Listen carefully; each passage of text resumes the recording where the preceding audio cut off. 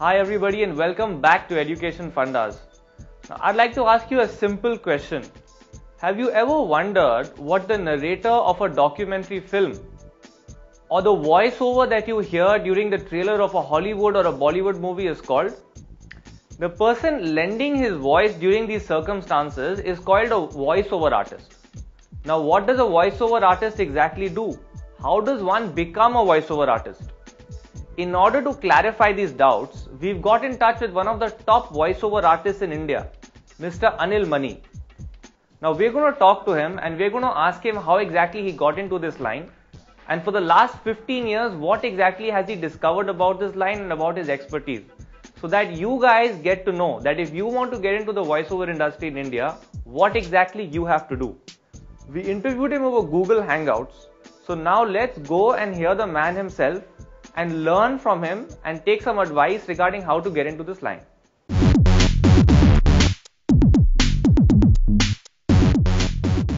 How exactly did you get into the voiceover industry? Well, to start with, I have to tell you that I was the most unlikely candidate for the field of voiceover, because as a child I grew up with a severe speech defect, which meant I couldn't speak coherently and form words like normal children. And till the age of 8 I had to struggle to speak to make myself understood.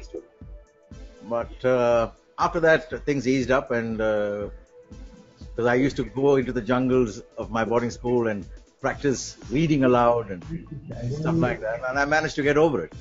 You have to remember, this was at a time when there were no child psychologists, speech therapists. Right. Like autism and dyslexia weren't even heard of. The amount of exposure that people had, like if they saw someone with a speech defect, Yes, so they didn't know much about it, so the way they reacted to you also was very different, of course.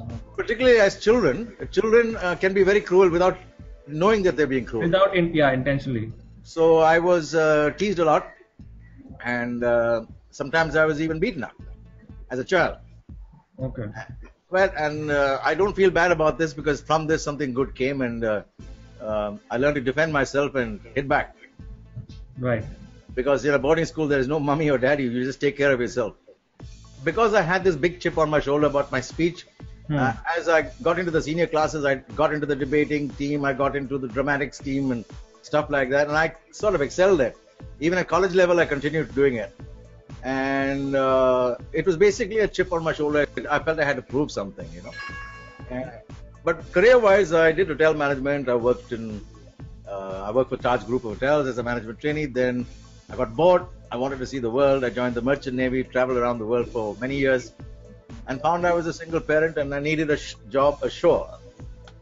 So I quit my job and got into the field of voiceover at the ripe old age of 42.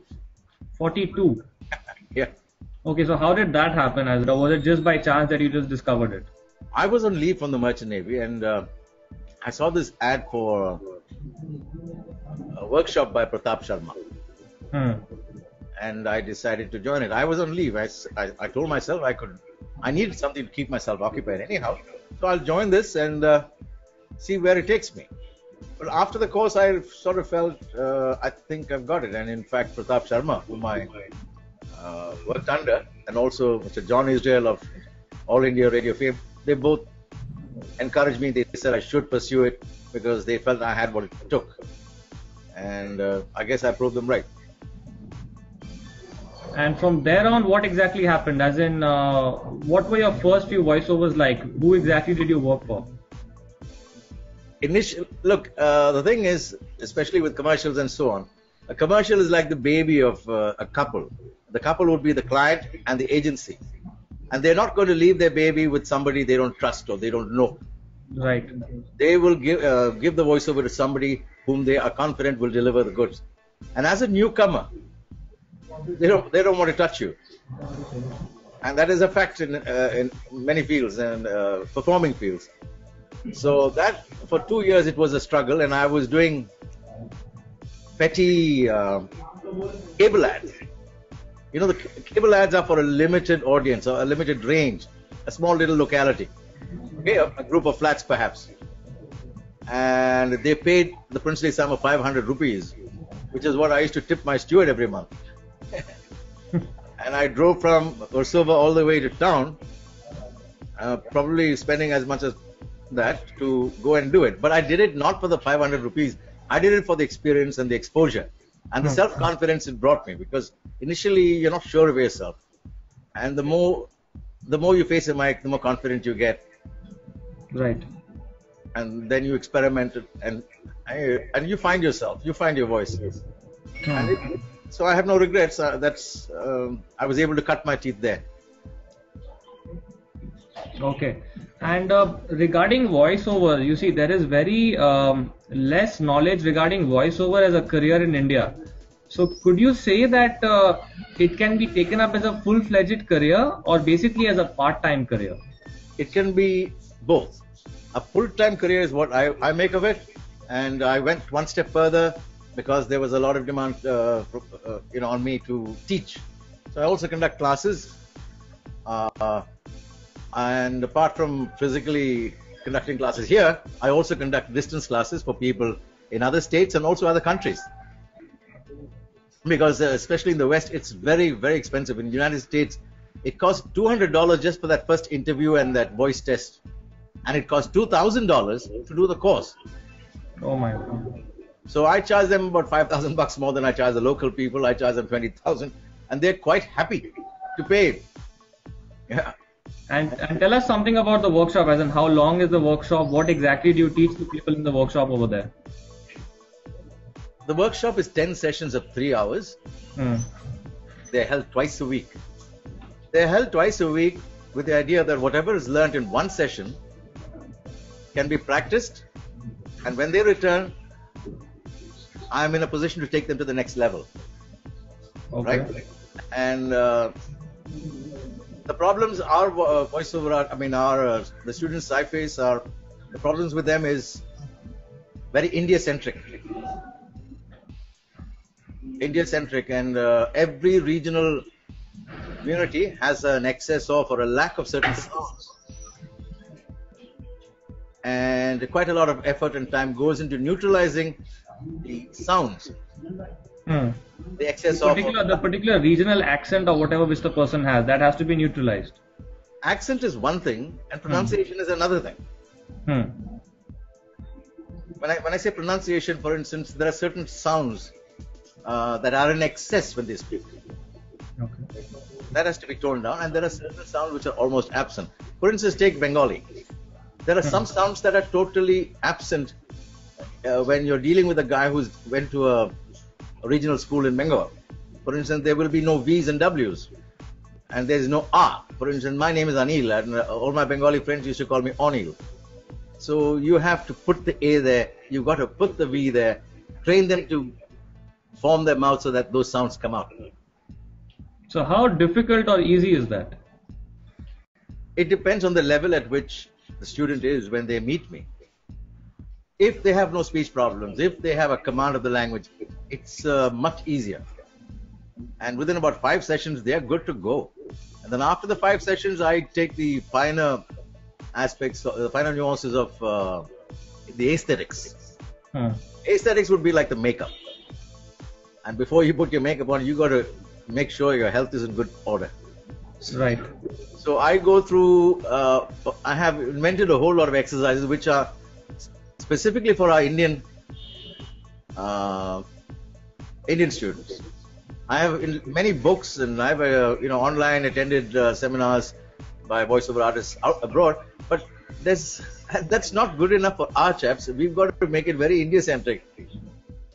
And so over the years, I have sort of have a course that's evolved, and it targets various communities because I know that these people have a problem with these sounds. So neutralizing the pronunciation, neutralizing the accent is one of the things I have to do. Which you work on, of course, yeah. Yes. Yeah. And like I said, there are those who've been to good, expensive public schools, and they're not a problem at all. They're quite easy, actually. I start them all on children's stories, which are probably the simplest language to read. But the most difficult genre of voiceover in the world. The reason I say this is two reasons. Two, actually. One is that children's stories lend themselves to a lot of modulation. It's a good exercise in modulation and voice acting, especially when there are characters involved. Right? Right. You have the mouse, you have the tiger, you get into character. The squeaky voice, the hard voice, the spider's voice, the fly's voice. So there's a lot of modulation involved, of course. Yeah, it's getting into character, becoming the spider, and trying to sound, in your mind, what a spider would talk like. Right, right. And the thing with children's stories is your target audience are children who are very honest. They're not diplomatic. They don't believe in being politically correct. If you are unable to connect with them, they will tell you to your face, bore lagta hai. Right. For instance, if somebody were to read for you, you wouldn't want to hurt his feelings. Yeah. You say, not bad, that was pretty good. Yeah. You don't want to hurt his feelings. Right. Whereas children, they don't know how to lie. They just listen to you. If it's not happening, they just say, bore. It's boring. Now, when I say it's boring, the reason it's boring is because you are unable to form visuals in their minds. You talk of a king and a queen and a princess and the young prince coming on a white horse. The way you say it should generate visuals, images in the mind of the children, or your target audience, whatever. Okay? Then that's how you are able to hold their interest. If you're unable to generate these visuals, you will not be able to hold their interest.